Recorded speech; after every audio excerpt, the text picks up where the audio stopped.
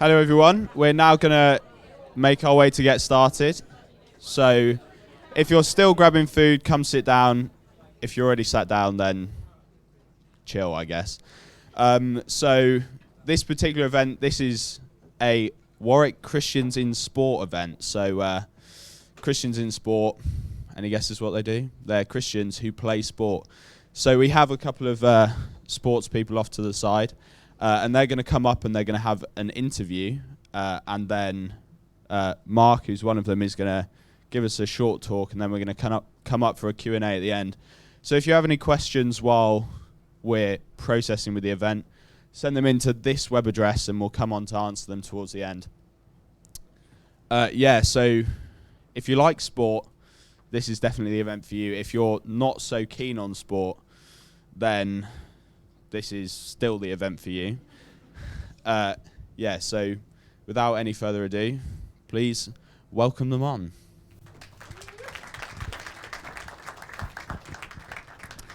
Hi guys, I'd just like to reiterate the benefit of sending in questions. That allows us to interact a bit more with what you guys think. Any question about this interview or just about what they say or anything about sport, really, send it in. We'll answer it either now or at the Q&A at the end. Starting with Si, who are you? What do you do on a normal Monday to Friday?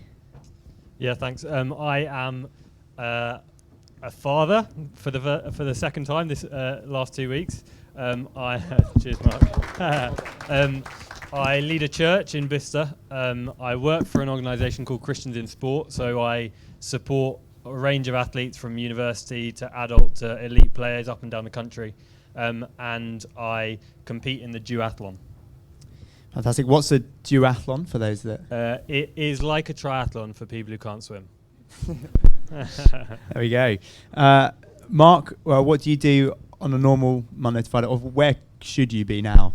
That sounds really impressive. I should be in lectures right now. I'm a master's student at Keele University. I do biomedical science up there. So I graduated from Birmingham in 2018 and just balance that with running. So still train in Birmingham and commute up and down the M6 quite a lot. But just desperate to not let your uni friends go. You both are obviously very keen sports people. So you've had your fair share of experience with sports and different sports. You haven't always been a duathlete. Tell us a little bit about your experience with sport more generally. Yeah, so growing up I played rugby all the way through university and a following couple of years. So I played rugby, then I got quite a bad concussion and then a couple more. So I had to give up playing rugby. I played football both fairly seriously, and then I stopped playing football a couple of years later and started running, and then got on a bike and turned out I was better at cycling than I thought, and better at cycling than running as well. So I started a bit of multi-sporting. Fantastic. Mark, have you always been a runner? Ever tried yourself at other sports? Yeah, so as a kid I grew up playing football, tennis, swimming, everything. I just really, really wanted to win and be the best at something. And in year 2, there was a mini marathon, which was, a massive 300 meters. And I took home the crown. I think I remember going out and training for it. I was so psyched for the race. And after that, just kept trying my hand at cross country races, joined an athletics club, went from there, gradually got pushed out of other sports because I didn't grow for a long time, so I couldn't do rugby at secondary school or football or tennis. Maybe I'd be different if everything had turned out. If everything had changed. Yeah. So on the topic of sport, we've got a question that's come in. I'm very interested to see if any of you have an opinion on this. It's who's your favourite rock climber? Mark? How many rock climbers do you know, Si? No, none. Yeah, neither. Maybe I thought that the Dawn Wall was more interesting than Free Solo. Is that controversial? We've got one gasp over there. Yeah. Anyway. There we go. But I can't remember the guy's name, which is... I haven't watched it, so that doesn't help. Tommy Caldwell. There we go. He's my favourite climber. There we go. He's only got one index finger. That's crazy. Don't we all? Oh, okay. Anyway, so you used to play rugby, Simon. Yeah. We've got one question that's come in about what position did you play? Yeah, so I had a kind of interesting rugby career. Played from quite young. I played front row for a long time. You might not believe it looking at me now. I played front row playing rugby union. I was in the Saracens Academy. And at 17, I had a really bad back injury. So playing a fairly standard match, got a back injury. Eventually, 24 hours later, I was lay on a hospital bed, told I'd never walk again. I had a dislocated vertebrae and pockets of fluid in my spine, which meant that swelling meant I couldn't move my legs and couldn't feel. Now it took 6 months to feel below my left knee again, and there was a long kind of period back, and so part of that process was a change of body shape and position. So when I went to university, I ended up playing, well, I moved all the way back to fullback. So I kind of made the opposite transition to most rugby players, where they start somewhere in the backs and end up at front row about 40. And I was playing, in the end, at fullback a couple of years out of university. So I made a big transition, yeah. If there wasn't that little, if I can say, blip of an injury, and you had to play in one, what was your favourite? What did you enjoy the most? I love playing front row. There's just a thrill of getting down face to face with your opposite number in a scrum and just going for it. There's just an amazing thrill. Now, since that injury, I've not been able to do that physically because of my back injury, but it's just amazing doing that. Yeah. Mark, we got a question in that's just come in. What's one sport that you have never tried that if you could, you'd give it a go?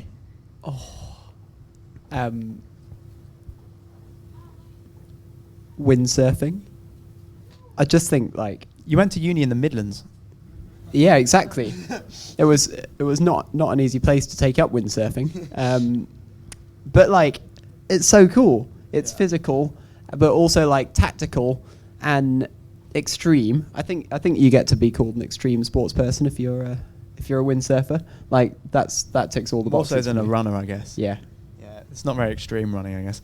No. So you went on to play football after your little experience with rugby. Yeah. Where did you play? What did you do? Did you enjoy it? So I played for a few clubs in the southeast. Step 7 of the Football League pyramid, if you know football. So basically a kind of low-level semi-professional football. I played for Baldock Town, my hometown, which was probably the joy pulling out on the red of my hometown club. I played football for a few years. Got by, again, similar with my rugby. I played at a level that people would call performance level, but not a level that you can get by on with any significant money. So I was always working alongside it and doing other things. I played right wing, sometimes up front, but more of a right winger. Yeah. Mark, you run steeplechase. For those who don't know what that is, give us an explanation of it and why on earth anyone would decide to do the steeplechase. It sounded a bit loaded. It sounded a bit savage. Yeah, there's a lot of misconceptions. Steeple chasing is horse racing for people that don't own a horse, if I'm going to be like Si. You run 3,000 meters and jump over a 3-foot wooden barrier every 80 meters, which apparently makes it really tiring. I took it up because I was really struggling to improve as a flat runner. I'd had a really bad cross-country season, and I thought there was no hope of me running a 5,000 meter personal best on the track. So I said to my coach, "Can you teach me to steeplechase?" And he said, "Yes, I will do that." And it went really well, so I kept doing it. Fair, so it's like a glorified obstacle course with a kind of a puddle of water halfway through and some 4-foot hurdles to jump over. Yeah, I think most people say you get into it if you're a runner that's not as good at running as everyone else, and you do it as like the final straw, which maybe is true for me, but I think it's got a lot of like kudos as an event in its own right. Like, it's tough. Sound fantastic. So both of you, despite having different experiences and picking up the steeplechase, have kind of done quite well, sorry, in your sports. Si, you've won a GB tri-seat. Tell us a little bit about that, how that happened, and what kind of you were feeling when that ended up happening. So it happened. I was running with a running club. I was an average club runner, to be honest, and I happened to be running alongside someone that was representing Britain for the triathlon, and they said, "Are you only good at swimming and cycling?" I said, "I don't really know." Ended up getting in the pool, finding out I wasn't very good at swimming, so got a bike and thought I'd try that. I ended up entering a race with this guy, and on that race, which was my first duathlon, got selected to go out to Ibiza to represent GB. So it was all kind of what dream! It represent was crazy. GB. Oh. It was crazy. I didn't really know what I'd let myself in for, and it was kind of a lot of training on the bike straight after that. So that was how I got into it. Did you find that you were more naturally accustomed to cycling than running, or? Yeah. Yes. So I'm a fairly powerful athlete generally, from playing front row and playing rugby and football. I sprinted at university. I'd be a more powerful athlete, and then getting on the bike, I was just loads better on a bike, and still am and always will be, because of my body, on a bike than I am at running. So running kind of I was okay at. I'll always kind of make up my time in races on the bike. So yeah. Brilliant. Mark, you've had a kind of a similar experience, obviously without the cycling bit to it. Tell us a little bit about that, and recently as well. So I took up the steeplechase and ran my first steeplechase race at Bucks, a few weeks after taking up the event, and came fourth, which was quite surprising. Won the England under-23 champs at the end of that summer, and then as we went into my second year of steeplechasing, so last year, my coach was like, why don't you try for the World University Games time, which was 8 minutes 40, and was 20 seconds faster than I'd ever gone before. But my friend paced me round, and I managed to almost do it. And they took me out of the kindness of their heart to spend an amazing 10 days in Naples, just seeing like some incredible athletes race and compete, and just getting to be there alongside them was amazing. Loved it. Sound. And kind of cross country had their Bucks last weekend in Edinburgh. How did that go for you, and kind of what's happened as a result as well? It was humbling. Dougal's up there as well. It was a great time. It was a course that is usually televised, so I'd always wanted to run in Holyrood Park in Edinburgh, and had a great race. Came sixth, which was much better than I'd ever done before. And so, off the back of that, in a few weeks' time, I'll get to go to Morocco to race in the World Unicross Country Championships. So what a dream! So now this is the for the people who kind of the sport just sound like a blur. Out of all the places that you visited as a result of running, and so that includes if you've just kind of gone somewhere fancy for a race, what is the nicest place you have been, and as a result, which is the most grimy place you've been and you don't want to go back? Either of you, whoever wants to go first. Well, that's a really tough question. Mine's probably the most bizarre place, but it was actually really nice. It was a city in Romania called Târgu Mureș. It's a place, a lot of the places I go to are places I'd never normally go. They hosted the European Championships last year, and I went, and it was just amazing. It was a really amazing place. It was it's Transylvania, so it's got that kind of Transylvanian feel, but it was an amazing place. And it was made better by the fact the course was pretty short loops, and so there was just brilliant support all the way around. So that was random but really nice. Fantastic. You guys are kind of, you've experienced sport throughout many years. Kind of neither of you are brand new to sport. That's kind of why you're up here. Mark, what's been kind of the lowest point in your kind of experience with sport, specifically running? And by contrast, what's been your highest? Lowest point, I think, as a 15-year-old being told that I was too underweight to run, which was a really kind of strange experience because I always thought that runners were meant to be skinny, and I was just picking up injury after injury, and finally went to see a physio who told me to double my calorie intake, basically. So that, coming back from something like that, and explaining to my coach that my strategy for getting better at running was just to eat more and run slowly, was really, really humbling. It took me from being someone that was kind of known at my school for being good at running to being the guy that was just hanging on to the back of the team, and that was really hard. On the other hand, the high point, I think the whole time at Birmingham University, getting to share the experience of an individual sport with a huge team, was second to none. Absolutely loved it.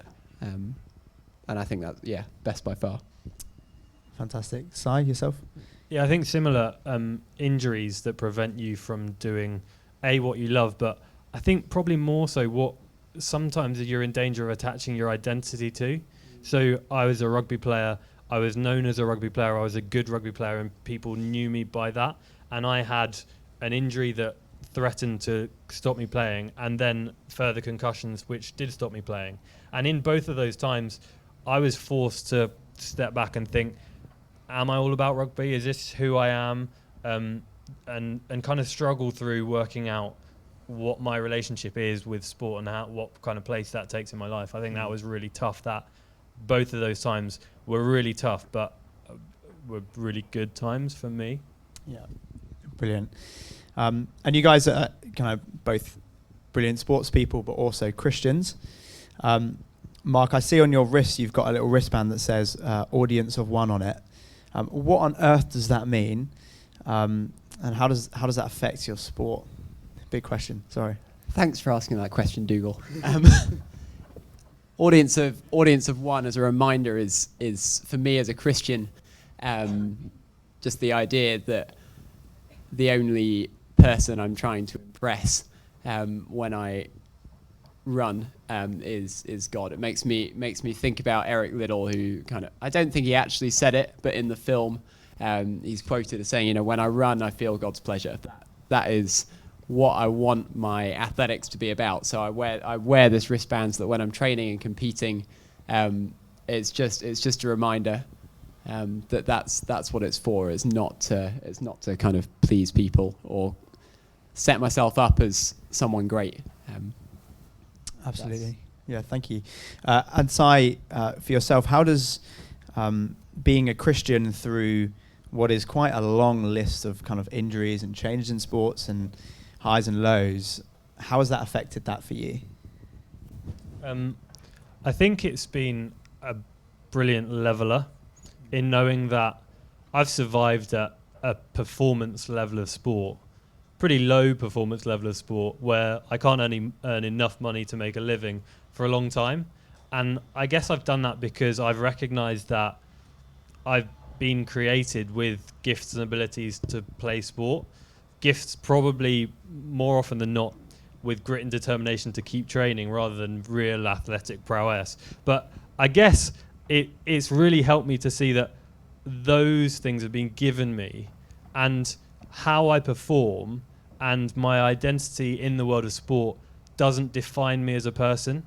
So I've wanted to keep playing sport because I just believe I've been given those gifts and abilities to enjoy and use. And so the way God sees me is not how well I perform in the European Championships in 6 weeks' time, where I know I'm underprepared and I'm probably not going to do as well as I could have done.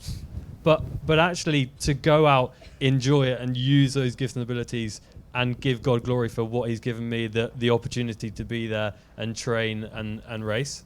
I think that's really helped as a leveler across my career in different sports, to see actually just the opportunity to use those gifts and abilities is one that doesn't define me or dictate who I am or how people see me or even God sees me, but that he's given me those things to give him glory. Brilliant. Si, just share a little bit of your story about how you actually became a Christian. Was that before or after you became a kind of a sport addict, if I can say that? I'd kind of, tell us a little bit about that. I think I was a sport addict before I was a Christian. I know I was a sport addict before I was a Christian, because sport was really one of the big barriers to me committing to follow Jesus personally. I had a family that loved me and took me to church and gave me a good idea of the Christian faith and what it was all about. But personally, it felt like there was sport was a bit of a block to a relationship with God, because my parents had an ongoing dialogue with me about whether or not to play sport on a Sunday, and there was a few different conflicts, the culture in the rugby club and how that compared to the culture at church, and there was lots of things that ultimately meant that there was a bit of a divide in my life. There was the kind of church-going nice boy from a nice family, and then there was this serious sport and lots of banter in a rugby club that was pretty dodgy, that they just didn't mix. And so it took someone to invest in me and help me see that actually the world of sport is a legitimate place to be as a Christian, and actually performing in sport is something that God looks at and is really pleased with. The gifts and abilities that I've been given as a rugby player were gifts and abilities that I could use legitimately to give God glory. They were part of who I was as a created person, and I could use them for his glory. And so it was the kind of unraveling of what that looked like and what that looked like in the world of sport, that once I got through that and understood that sport was a brilliant place to be as a Christian, the truth of the Christian faith that I'd already kind of accepted, it just slotted into place. And I said, actually, I want to follow Jesus personally, and I want to make my life and my sport all about him. Brilliant. We're going to have about a minute break where you can chat, and then Mark's going to share a little bit about his story, about how he became a Christian. So just chat amongst the tables just for a little bit, and then Mark will come on in a minute or so.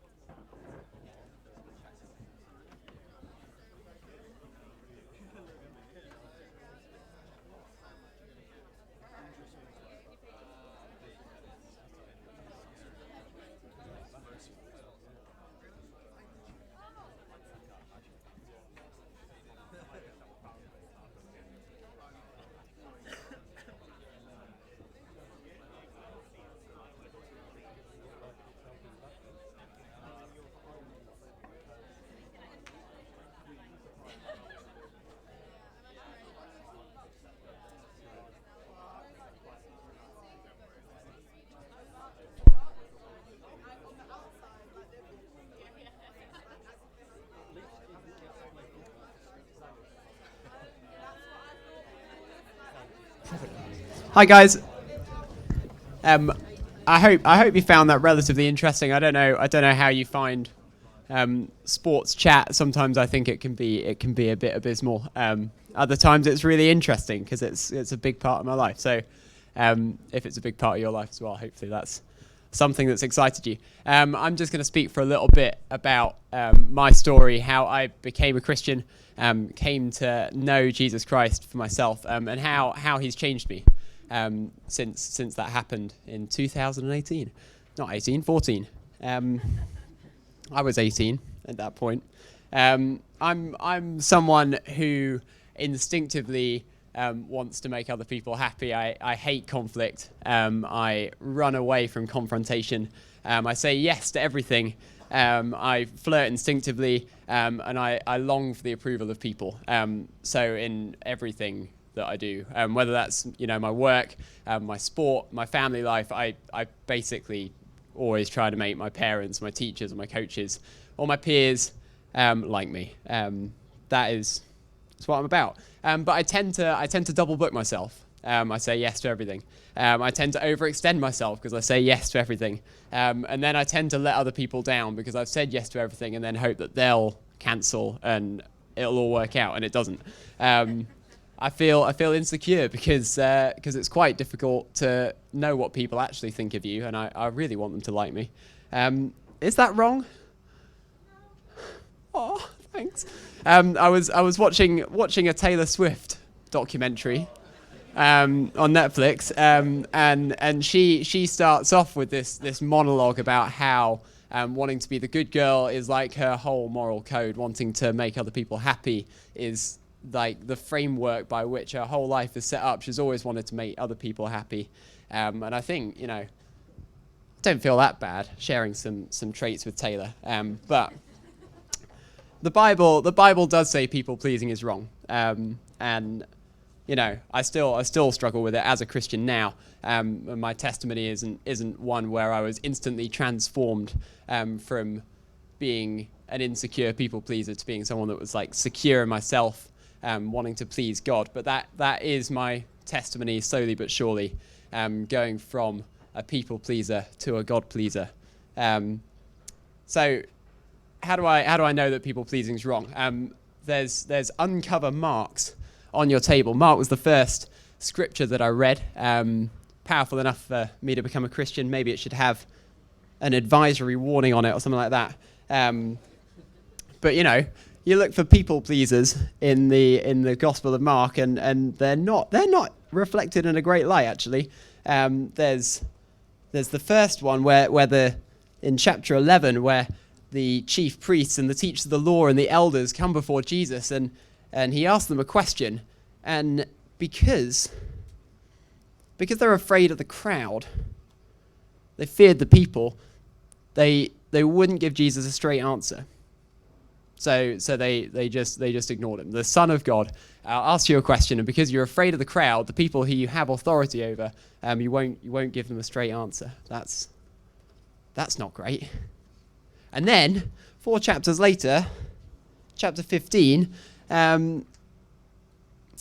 Pontius Pilate knows Jesus is innocent, but because he fears the crowd, the people who he has absolute political power over as the Roman governor, he hands Jesus over to them to crucify him. He doesn't do justice. He serves his own fear of the people. People-pleasing, roundly condemned. That's not great.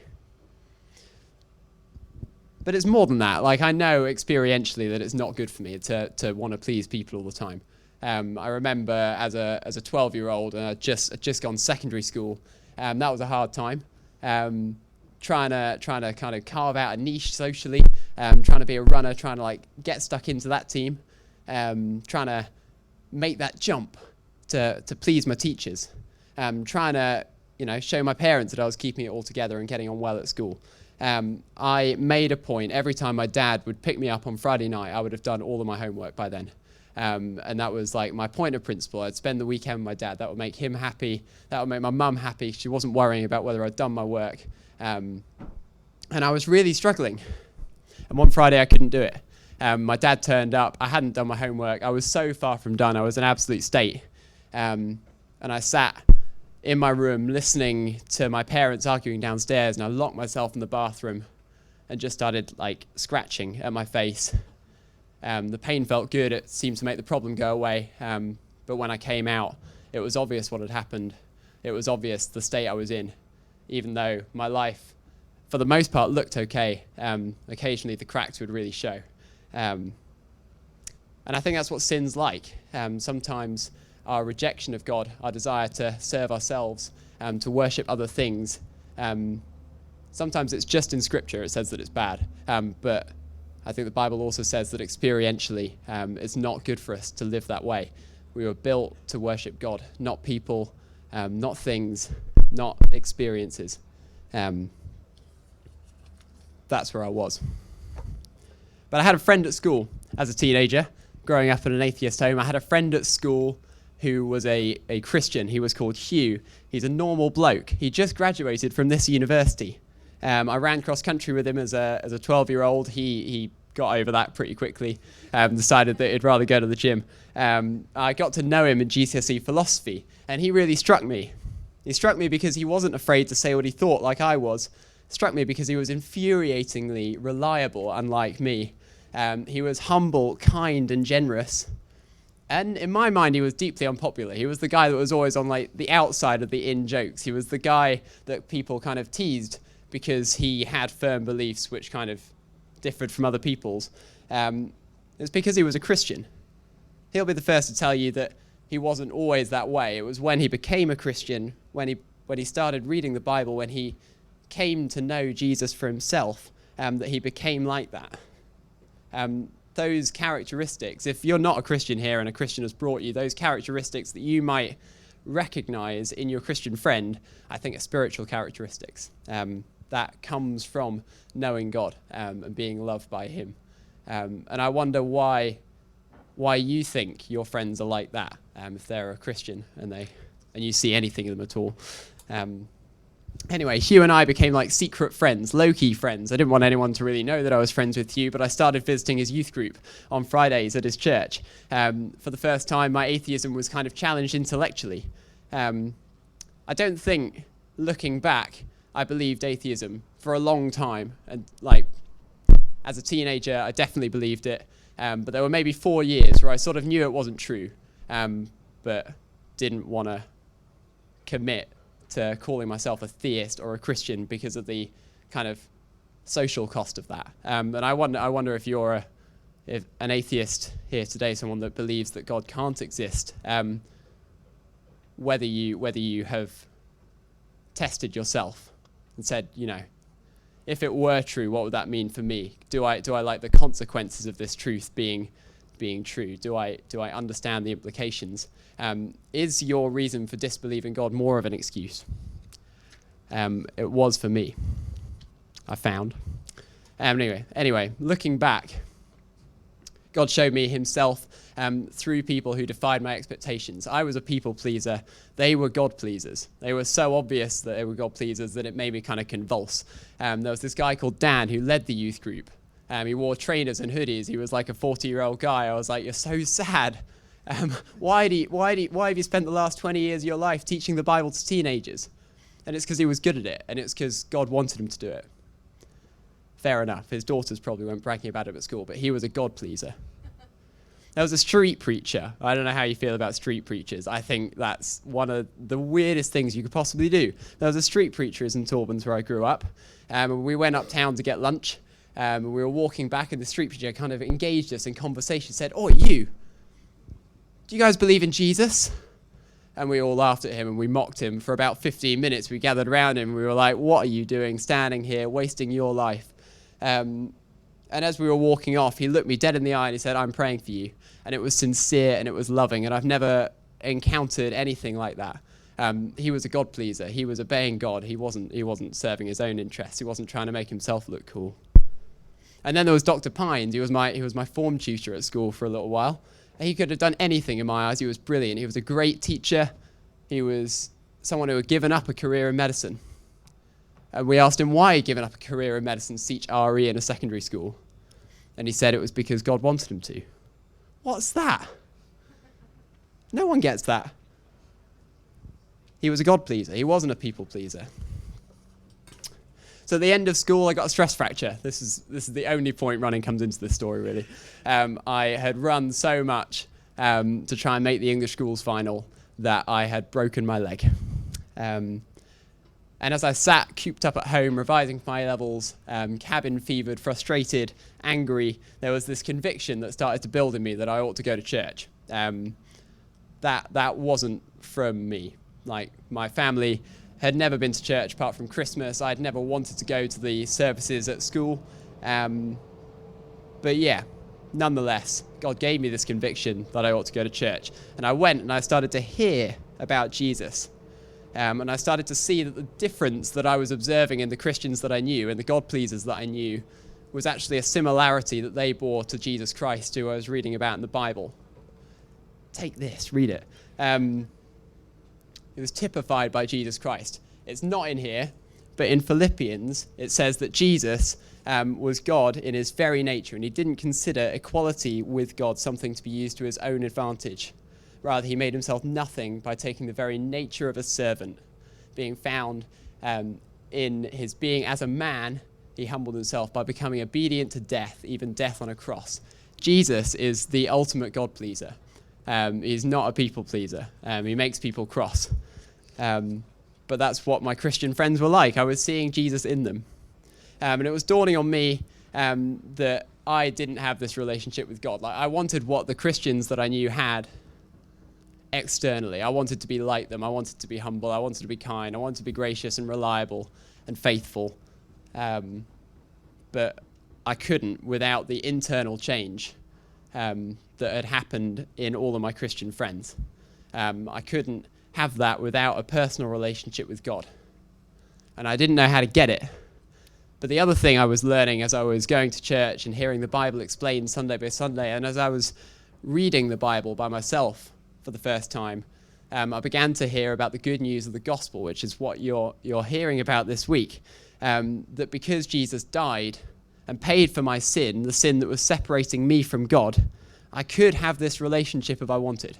I could come to Jesus and ask for that internal transformation if I could just admit that I was weak and couldn't deal with my sin myself. And that offer was made clear to me. That offer of substitution was made clear. And just like that, in June 2014, I was saved. And God has kept his promise and begun to change me ever so slowly, which is really frustrating. I'd love it to be faster. But it's not about me. You know, God has given me in Jesus everything that I lacked before. He's given me that hope that one day I will be different. I will be able to, stand on my own 2 feet and please God rather than kind of constantly being dragged aside by the will of people. And it's not exhausting being a God pleaser. Being a people pleaser was really difficult. I always failed. I always let people down because there were so many people to try and please and you never really knew what they thought. But as a Christian, I know that God is pleased with me because I know that he's pleased with Jesus. I know that Jesus obeyed him and did his will perfectly because Jesus was the ultimate God pleaser. And if he's my substitute, if he is my replacement at the judgment, then I don't need to be worried that God is not pleased with me. It's time to wrap up. Thank you so much for listening. Thank you very much, Mark. Yeah, brilliant. You take that down. Not just a runner, clearly.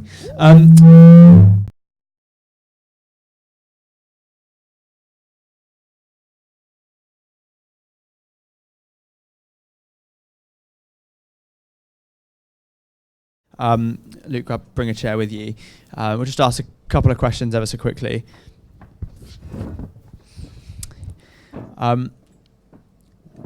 Two questions I think have stood out. One of them is relates to, is how you act in sport separate from your faith? Yes. So just before I answer this question, I'm a American football player here at Warwick. I'm not particularly good, but I do try. And with this question, whether I try and separate sport and faith, really I see faith as the foundation for everything I do.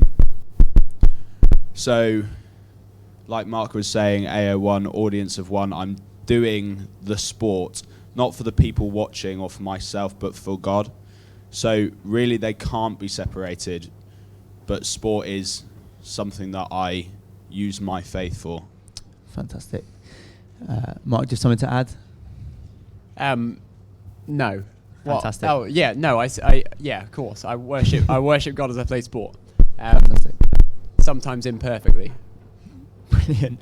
And I guess as a result, Si, would you pray before a competition or a match, as your experience of both of them, because you've done every sport out there? Yeah, I do. I pray before a match, not really to affect the outcome of my performance in any way, because if my identity, as these guys have said, is one that is before God and not related to my performance in any way, which is what Mark talked about is the foundation of the Christian faith, then how I perform in that race doesn't change who I am. And so is probably less important to me now than before I became a Christian. But I pray because I want to use that opportunity to use all that I've got to give God glory. Yeah. Brilliant.